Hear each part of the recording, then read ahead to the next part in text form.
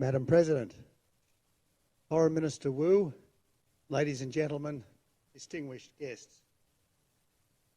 2 years back, I hesitated to attend this conference, lest that provoke China. But since then, as you know, Beijing has torn up the one country, two systems treaty on Hong Kong.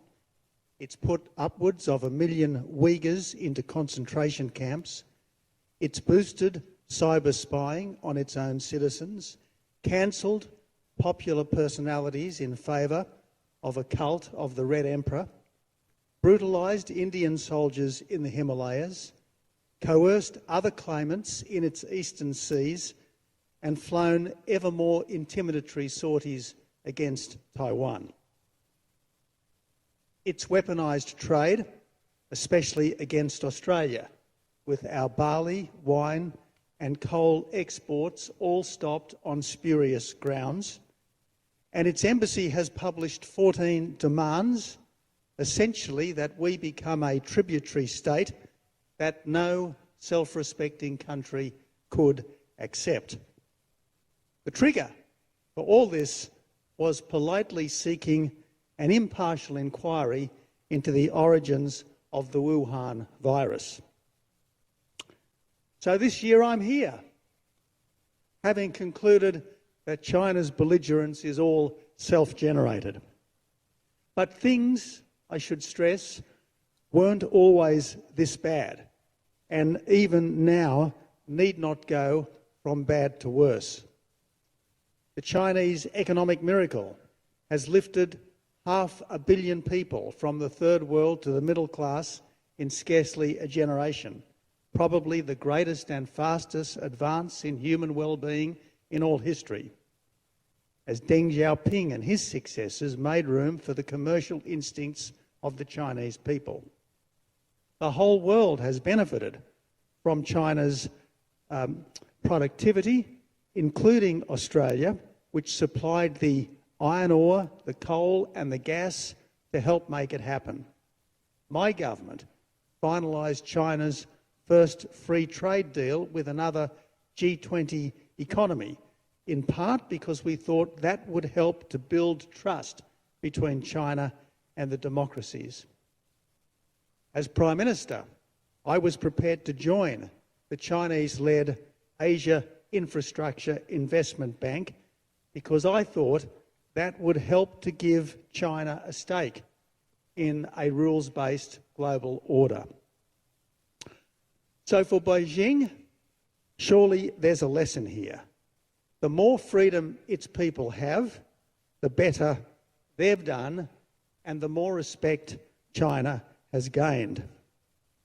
Be a friend, that experience shows, and you'll have friends. Be a bully, and you'll only have clients who can't wait to escape. Now, much has changed in just 6 years, but it's not Australia's goodwill towards the people of China, about 1 million of whom are now Australians and making a fine contribution to our country. Australia has no issue with China. We welcome trade, investment and visits, just not further hectoring about being the chewing gum on China's boot. Now, a fortnight back, Professor Victor Gao, a senior Beijing foreign policy analyst and former translator for Chairman Deng, directly threatened Australians. Do you want to be a target for a possible nuclear war, he said, in response to our decision to acquire nuclear-powered but not armed submarines. So if the drums of war can be heard in our region, as an official of ours has noted, it's not Australia that's beating them. The only drums we beat are for justice and freedom. Freedom for all people in China and in Taiwan to make their own decisions about their lives and their futures. But that's not how China sees it, as its growing belligerence towards Taiwan shows. Sensing that its relative power might have peaked with its population ageing, its economy slowing, and its finances creaking, it is quite possible that Beijing could lash out disastrously quite soon. Our challenge is to try to ensure that the unthinkable remains unlikely and that the possible does not become the probable. That's why Taiwan's friends are so important now, to stress that Taiwan's future should be decided by its own people and to let Beijing know that any attempt at coercion would have incalculable consequences. As we know, this is not the world's only flashpoint. There's Israel, never not under existential threat, and the Ukraine, menaced by the new Tsar.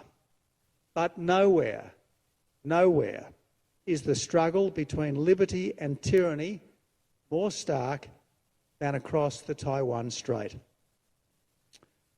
Now, in 7 decades, Taiwan has grown from an impoverished dictatorship to a prosperous democracy. For a long time in Taiwan, as in China, there was thought to be a trade-off between liberty and prosperity, with people having to sacrifice their freedom for their wealth. For a long time, it was assumed that no dictatorship could evolve without mayhem. Yet Taiwan proves that authoritarian governments can liberalise, and they can do so without sacrificing prosperity or unleashing anarchy. Economic growth here since 1990 has averaged 5%, and you Taiwanese are now the 15th richest people in the world in purchasing power terms. Let me say, this is simply a stellar performance. Prosperity plus freedom, a model that the whole world should admire, not isolate. It is to the vast credit of successive Taiwanese leaders that power was steadily dispersed in a peaceful, orderly way, and to the credit of the Taiwanese people that they've used their freedoms responsibly to build an even richer and stronger island. As things stand, how could Taiwanese people ever want to exchange their current lives for an alternative that's poorer and less free? Why would they want to get caught up in the old arguments about who is the real China, especially as China, meanwhile, has taken a wrong turn? Maybe the Deng-era market freedom was a short-term device to strengthen the country, a tactic like hide and bide. But China's leaders should have thought more deeply about this, because dropping the ruse has just united others against them.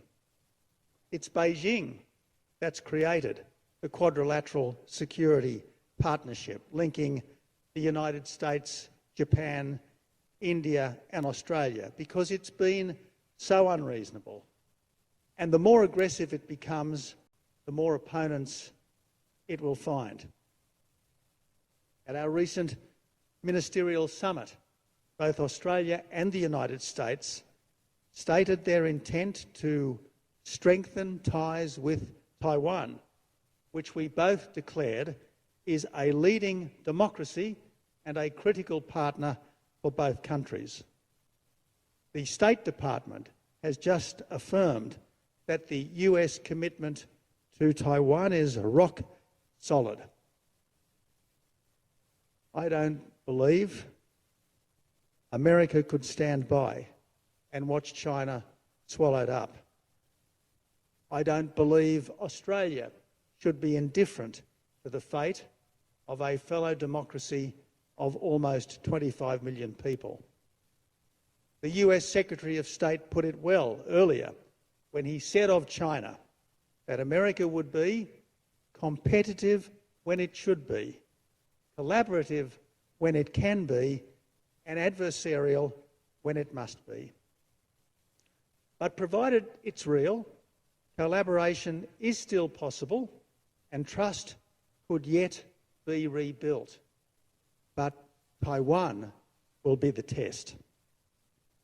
For the democratic world, that means a readiness to support this fellow democracy, including by welcoming Taiwan into the Trans-Pacific Partnership.